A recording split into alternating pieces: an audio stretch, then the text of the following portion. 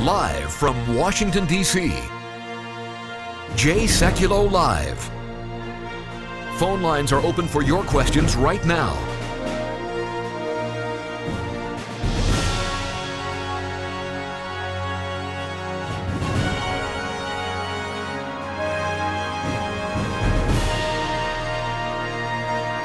And now, Chief Counsel for the American Center for Law and Justice, Sekulow. The Iran regime, the Islamic Republic of Iran, has pulled one on the United States of America, and we let them do it. Let's be honest. Let's be realistic. Let's call it exactly what it is. We can blame the Iranians for being deceitful, or we can blame the administration for putting forward a deal that did nothing but, which is the fact of the matter, did nothing but create an environment upon which Iran could engage in the development of nuclear weapons on a pace much quicker than we thought. Now, I've been gone for the last 2 days. Was in Virginia and in New York. While I was in New York, I spent a considerable amount of time with the Israeli ambassador to the United Nations. We discussed Iran, the dangers of Iran. I told him about our lawsuit against the State Department because of their false statements and false narratives on the Iranian deal. But the fact of the matter is, since yesterday, frankly, it has gotten worse. Jordan? Yeah, that's right. So we talked about this yesterday on the broadcast. We said we wait to get into the details, and the report is now out. This is from the Institute for Science and International Security, for those of you watching on Facebook and Periscope. It's a group headed up in Washington, D.C. It's a well-respected think tank by David Albright, who is a former UN weapons inspector. So he's very competent and understands the Iranian nuclear program. And the takeaways are that there is several exemptions for Iran to the JCPOA, a cooperation an agreement, which again no one signed. That it was right, not it's even not a real document. Yeah, and it's an exemption on the cap of the amount of low enriched uranium Iran can have, and an exemption on the amount of low enriched uranium that can be turned into highly enriched uranium, including an exemption for 19 large hot cells in 4 locations that could be misused for plutonium separation. So it allows Iran to have a full-on, basically nuclear weapons program. We've got a lot more ahead, but folks, let me encourage you. We're in federal court right now against the State Department because of the false statements given to the American people about this deal with Iran. If you want to help us hold the government accountable, then join with us right now at aclj.org. You can sign that petition, aclj.org, or 1-877-989-2255. That's aclj.org, or 877-989-2255. The Obama administration is corrupt and unethical. It has deceived the American people, misled Congress, and now making multiple misrepresentations in federal court. One federal court just held that the Obama administration was, quote, intentionally deceptive, unethical, and acting surreptitiously. It violated a court order against an unconstitutional executive action. Then it, quote, misled the court. The bottom line, all of this is shocking and reprehensible. At the American Center for Law and Justice, we're taking action. We're fighting to hold the Obama administration accountable in court, demanding real justice. We're urging oversight from Congress. And we're sending legal letters to the Obama administration. Sign on to our new petition right now. You can be a part of this. Call 1-877-989-2255. That's 1-877-989-2255, or add your name online, aclj.org.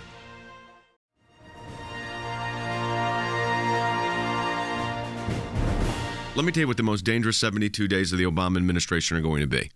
It is going to be the day after, so the day that the new president is elected, but that time frame, so the day after the election to the day the new president is sworn in. That 72 days will be the most dangerous politically, policy-wise, in the Obama administration's previous 8 years. I believe that we're setting up a team at the ACLJ to be prepared for anything, and I mean anything, because if you think this situation with Iran is something, just wait when you get the administration that kind of time. By the way, I've got an email out today that talks about this. Look what the administration's done. Targets conservatives, lies about the Iran deal, Full investigations on the email scandals. The Clinton Foundation and the Obama administration, not only in collusion, but my goodness, it's like the State Department was the government affairs office of the Clinton Foundation. I mean, this is on and on it goes. But we've set up a government accountability project that is engaging in this. And as this news is breaking today and yesterday on this Iran deal and the complete lies and fabrications of the administration, we are in federal court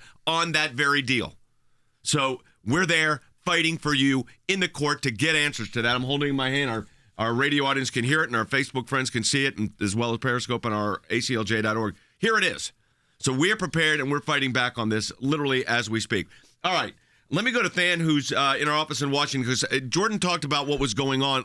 Give me the context here, Than, of what's happening. Well, first of all, we're talking about a deal that's not really a deal in the first place. It's a non-deal that nobody signed. But even that non-deal, Jay, it is clear now that it has no real parameters. I mean, before yesterday, we knew that Iran was continuing to test ballistic missiles. We knew they were buying air defense missile systems from Russia, which is not allowed. Oh, by the way, they were using that to defend a facility that was no longer supposed to exist under the plan. Now we know that a secret deal or a side deal under the terms of this allow them to enrich uranium or have a greater amount of low-enriched uranium beyond the limits of the non-deal and keep heavy water in Oman that exceeds the limits under the deal.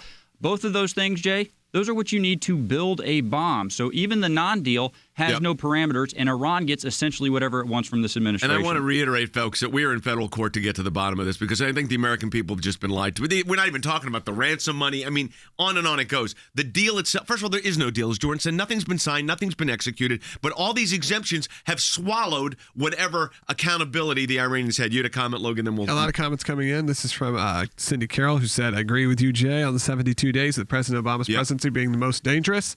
I really believe this is that. from Therese, said we'll have to watch the administration passing laws and bills in the dark of night. And we got our government accountability project engaged on that issue. Let's go ahead and take a phone call and start the conversation. All right, let's go ahead. Let's go to Sherry, who's calling in Tucson, Arizona. Hi, Sherry. Hi, Jay. Yep. I completely agree with that 72-day and Hail Mary. You're going to be hearing this theme from me, Sherry, the entire 72 days. We've got a government accountability project, which I'm going to describe a little bit later in the broadcast. We're going to be ready, but go ahead with your comment. My comment is this.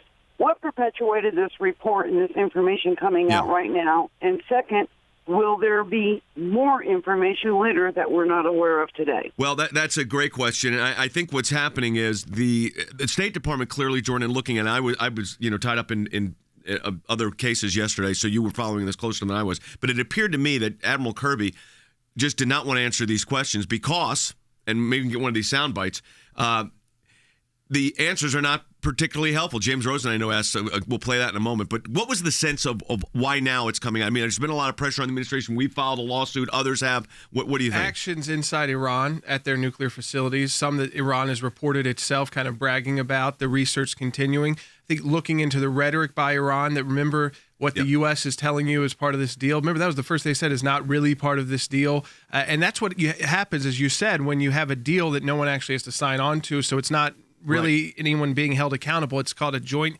comprehensive plan of action. And that makes it very easy when you have a deal like that to they're not saying they violated some rules by changing this, because this is exempt. They're just telling you this is what you this is what they are doing at the State Department. The U.S. government, along with the other countries, has allowed Iran to violate key portions of the agreement about how much uranium, how much of this heavy water, different reactors are allowed to operate, that they're allowing them to ignore those parts of the agreement so that they can tell the world that Iran is in compliance. And Than, you also think it's because of the implementation? Well, exactly what Jordan's saying. Listen, the decisions get to be made by this so-called technical working group. Well, the technical working group has apparently decided that Iran can store heavy water, and we're talking about billions and billions of gallons, in Oman and pretend that they're going to sell it. But guess what? They don't have a buyer for it. They are selling it in Oman so they can have access to it down the road when they need it and break out sooner. And this technical working group, Jay, they decide without telling anybody what counts and what doesn't. This has been a fraud perpetrated on the American people. Let's take a call. Let's go to Craig, who's calling in Lakewood, California. Craig, you're on the air. Hey, Craig. I have a question. The contract that they initially set up seemed to have a lot of problems at the beginning and had a lot of things like restrictions, couldn't have inspectors inspecting. So why do we think that things can get better? I don't think. Here's the truth, Craig. I'm going to play for you what James Rosen asked Admiral Kirby. There is no contract. I mean, here's the thing. They kept talking. The Secretary of State, John Kerry, kept talking about the deal has been struck, the deal has been executed. There was never a signed document. There is no, to this day, a signed deal with the president of Iran and Secretary Kerry as representative of the United States. Does not exist, never has existed. That whole line of argument was a complete fraud. And by doing that, then you can make these amendments and changes without telling anybody. And because it's not a binding deal, it's not like you're going back through the contractual negotiation process. They say they're in compliance. Now, the key will be is Congress, including Democrat members of Congress, who were sold on this because of its toughness on Iran and went along with the administration even though they were concerned. They've got to be pretty upset. And I would imagine they may not be on TV complaining yet, but they are calling the White House, calling out the Obama administration, these officials, and asking Than, is this true? Is this correct that Iran is allowed to keep their nuclear weapons program on some kind of track? Yeah, Jordan, some of them are actually complaining now. I mean, Bob Menendez, who was a critic of the deal in the first place, but he's a member of the president's party, he has said that while the administration says that Congress was briefed on this back in January, he is saying that he never saw this briefing. So we don't really know who was briefed and who wasn't. But the bottom line is, I think members of Congress on both sides realized that these limits they were told Iran would abide by, they were just a figment of the administration's imagination. The administration never intended to hold them to it. So, Jordan, I think you make a good point. This outrage is not going to just come from the right. It's going to come from Democrats who are concerned about Iran's capacity as well. I think it's also important for everybody to understand how the State Department is ducking the issues. And our friend James Rosen from Fox News has been on this broadcast many times, has been leading the charge on this from a journalistic standpoint. I think he's done an unbelievable job. Here is his question and statement, and then listen to the tone of Admiral Kirby's response. Look, with no disrespect to Admiral Kirby, I'd hate to have his job because explaining this is not only a difficult task, I don't think he knows the truth. Honestly, I don't think he's making false statements. I don't think he has a clue. I don't think the administration is telling the State Department spokesperson what the real, quote, deal is. James Rosen here.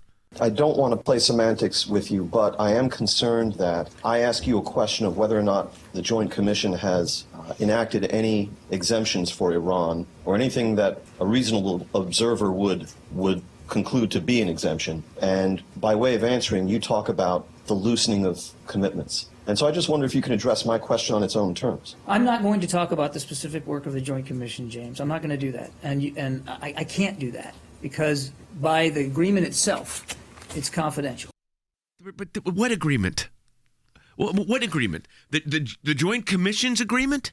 I mean, what agreement? It's a confidential agreement that we were told parts of, but not, I guess, all parts of. And they left the bad parts out. I mean, that's basically what it's a non-denial. So it's saying I can't talk about it, but it's not saying no.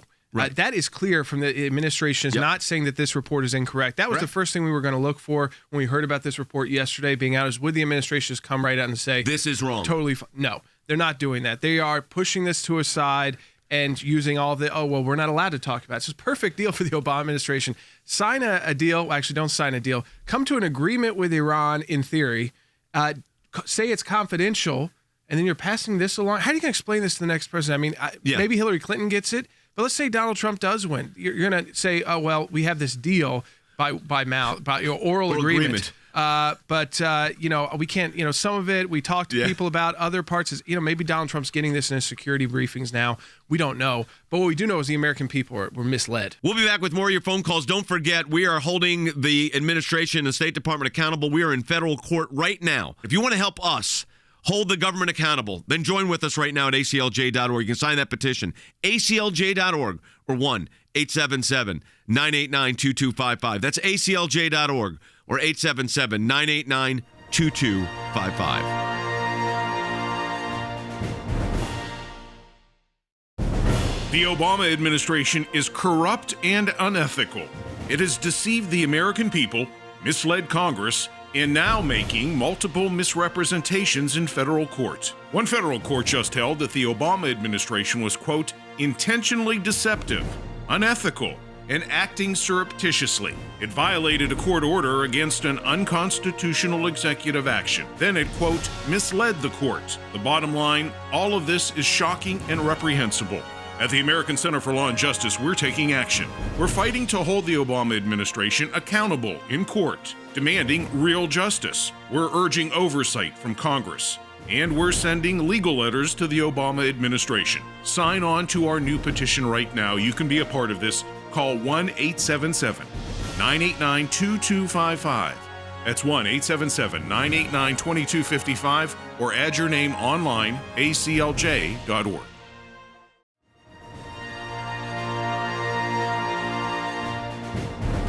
We are announcing our government accountability project that has been put in place, especially for the 72 days between the presidential election and the new president being sworn in. We think that could be the most dangerous time for the Obama administration, and we are going to be prepared for action as we always are. We're already in court on multiple cases. We will be in for more. But we've got a lot of people that have been holding for a while. We're going to get through these calls, Logan, the best we can. All right, Mary Ellen in Chicago. Thanks for holding. Hi, Mary Ellen. Go ahead. Hi, Jane Jordan. Support all you do. Thanks. But I have a quick question after listening to this discussion about Iran. After the cow's been let out of the barn, what specifically does your lawsuit do to stop anything that they've done? Well, the lawsuit can't stop them from doing anything, but the lawsuit can tell us what the heck happened. What happened with this whole arrangement? And ultimately, that impacts how people view the government. It impacts how people have a knowledge. In other words, the increased knowledge you get gives an informed citizenry, and an informed citizenry is better for governance. So we have the right to be informed. We have the right to petition our government for redress of grievances. I am not going to pretend to tell you that this lawsuit, Jordan, is going to stop the Iranians. It's not, but it's going to let the administration, and if it's a Hillary Clinton administration or Donald Trump for them or whoever it is, that we're going to find out who's telling the truth and who's not. Yeah, I mean, an informed citizenry is very important. Very important, especially as we are approaching a presidential election where the next president of the United States can determine they could try to reverse this deal. It's not easy to do so, or they can keep it going. And I think that Hillary Clinton and Donald Trump are both going to have to answer that in the presidential debates coming up. But then you bring up a very important point, in that sanctions can technically go back up. Yeah, listen, there's been a lot of damage done, and you can't undo it in one fell swoop. But the way you start to turn the ship around is to pass sanctions again and to start build them back up against Iran. That's not going to happen, Jay, unless the full disclosure of what happened in this deal is known. That's why we need the information. Then we push Congress to start putting those sanctions back in place. Absolutely correct. All right, let's grab another call. All right, Shelby in Virginia on line 1. All right, Shelby, we'll get some comments ready, too. Shelby, go ahead. Yes, sir. Simple question. If we're at war with terrorism and Iran is recognized as the number one supporter of terrorism, why isn't working a deal with Iran an act of treason or at least criminal in some sort of way? It's not treason because the standard for treason is so difficult and such a high bar. It's a policy decision. It is a horrible policy decision with disastrous consequences. So here's what you've got. We are given access to assets for the Iranian regime, the Islamic Republic of Iran. And that, to me, is absurd. I mean, period. I don't think there's no way to explain. I think the whole thing, this is absolutely, positively absurd. All right, let's continue on. Let's go to Scott in Fort Collins, Colorado. Hi, Scott. I guess I kind of had a question, maybe answer somewhat, but I was wondering what the recourse would be with all these lies and deceptions that are coming out about this. So look, people that are engaged in lying to the American people that are government employees can ultimately be held accountable. I mean, let's not kid ourselves there. Now, that you're not seeing with this administration, obviously, but we're going to get to the bottom of these. Look what we did with the IRS case. I mean, here you had the government targeting of American citizens, and we went to federal court, went to the Court of Appeals, the court right under the Supreme Court of the United States, and beat the United States Department of the Treasury and the Obama administration's Department of Justice at the Court of Appeals. Beat them back. So that's what you do, and then you hold them accountable, and you don't surrender, and we're not going to do that. That's part of. You got to fight. You can't lose hope in all of this. That's what I'm saying. So our government accountability project is to do everything it can to keep things in check. Then working with our government affairs team will do the same. It's part of what we do. It's why we are on radio every day as well. Let's take another. Yeah, go ahead. No, you can make it tougher, too. I mean, on Iran. If the U.S. cannot force the world to reimpose sanctions on Iran, but it's certainly we can make sure U.S. businesses, we're the strongest economy. There's also military action you can take. You want to really up the ante on Iran, you could take out all their nuclear bases in about 35 minutes. Right. Let's not forget. Let's underscore that. If you're willing to commit resources and understand they're going to respond, we have to get Israel prepared and other allies in the region, probably Saudi Arabia in the Gulf area. But we have a military that they don't care about their S-300 system. Our bombers could 35 minutes. Yeah, probably 35 minutes. Yeah. So we had the right place to launch from, and we used sufficient bombs, sufficient explosives, and it would cause a major issue because it's nuclear sites. But Iran should remember that. I think it's always the back of their mind that quickly Tehran can be flattened. We are the United States of America. We have the strongest military in the world. The Israelis, the Saudis are all with us on this. You think the Russians, they may not like this idea, but they're not going to do anything about it if we did it. They're not going to get into an international conflict. They're not. But they are going to utilize the Iranians and the Syrians as long as they can. Yeah. Yep. We'll take more calls and comments. All right, let's go on. Lots of calls still. Brian in Littleton, Colorado, you're on the air. Hey, Brian. Well, thank you for your time, gentlemen. And the reason why I'm calling is to ask this question that I think we all know the answer, those of us that are not living under a rock.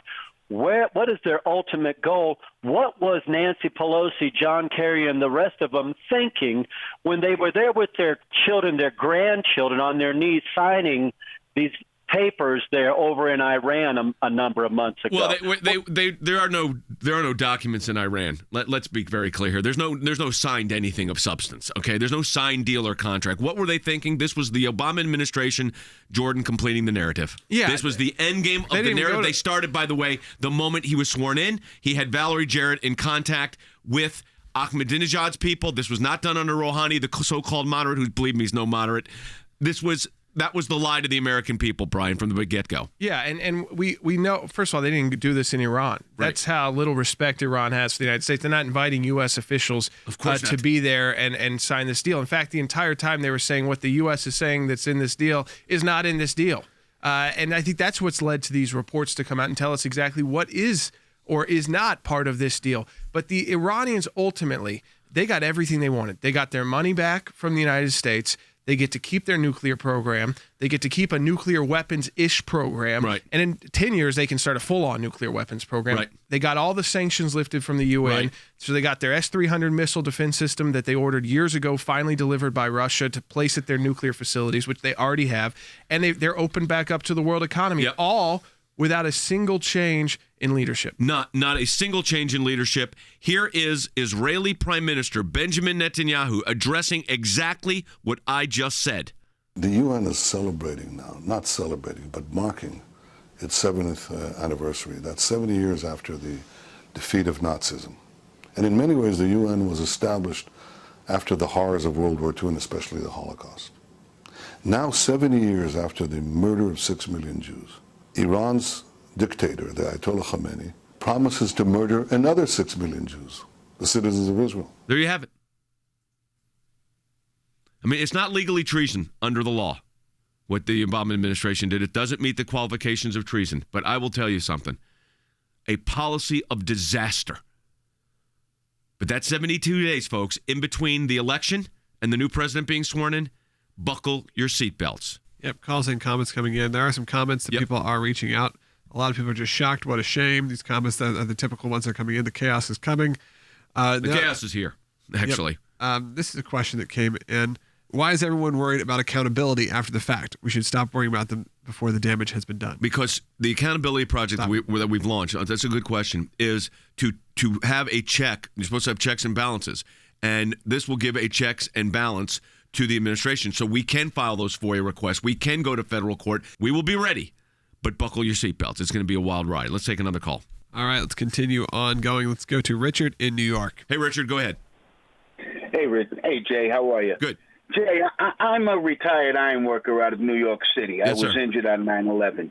I just want to know one thing. I'm still waiting for people to be accountable for that. What are we going to do with the people when we find them that are involved in this? Look, this is going to be. Listen. Elections have consequences. I mean, and Richard, I wish I could tell you. No, elections have consequences. Who you vote for makes a difference. You've had an administration for the last 8 years that basically is not going to address this. And Congress has done. And I don't think it's fair to attack all of Congress. Some in Congress, I agree, have not done their job. But we've been involved in a lot of hearings that have gotten to the bottom of a lot of these issues. Well, and I think by now, Jay, we pretty much know what happened. The administration told us one thing about the deal and then approved a very different thing with Iran. I think the recourse that happens is the next president of the United States needs to treat this deal for what it is, a non-deal, needs to count it as void. And by the way, one of the two major parties, Jay, that was in their platform. So I think treating it as a non-deal definitely could happen. That's the recourse we should be after, not what necessarily happened or who specifically did it. All right. Mike in Ventura, California. Hey, Mike. Two quick questions. Yep. How can we support the Government Accountability Project, and what does these new Iranian details say about President Obama representing American interests? Well, it tells you that he was representing his narrative is what he was representing when he went to seek, and it's exactly what he did. When he went to seek the Iranian deal, he was completing his narrative. The Government Accountability Project, you're going to get an update from me today on the announcement of our Government Accountability Project, how that 72 days, we're going to have a special team inside the ACLJ monitoring every single action of the administration, filing briefs, legal letters, lawsuits if necessary, to monitor whenever action we think is overstepping the constitutional authority, which this president seems to have no problem trying to do, but we're holding him accountable for it. So that's how it's going to work. And it's an important project. I mean, I think Jordan, and go quickly, Jordan and Than, it's important for people to understand we're going to be on top of this. Yeah, and especially preparing for the next president. I think what we learned from this liberal president, and we had this unprecedented kind of stalling out in Congress, expecting the same regardless if it's a Trump or Clinton presidency, but we have to be ready for this. So we have to be ready for, I think, it's the Trump presidency, the bureaucracy really going out of control on him. On him. Yeah. That will go after him. I will tell you from working inside some of these agencies, they will try to undermine the president of the United especially States. when they're Republican. Yeah. And so that's a big concern, regardless of the side of the aisle that holds the White House. We also really need people to stay engaged with us during that time period because remember, Congress is going to turn over in the middle of it. We're going to need your help to reach out to both the member leaving and the member coming in. Folks, we need your support. We are filing lawsuits. We are engaging this issue. We've got a petition up right now, which is do not let the Iranians get even more money from the United States. Go to aclj.org. Stand with us as we hold the Iranians accountable and the administration accountable. aclj.org or 1-877-989-2255. You can take a stand for freedom today. Protect our interests now. aclj.org or 1-877-989-2255. Pray for our team here at the ACLJ as well. We'll talk to you next week.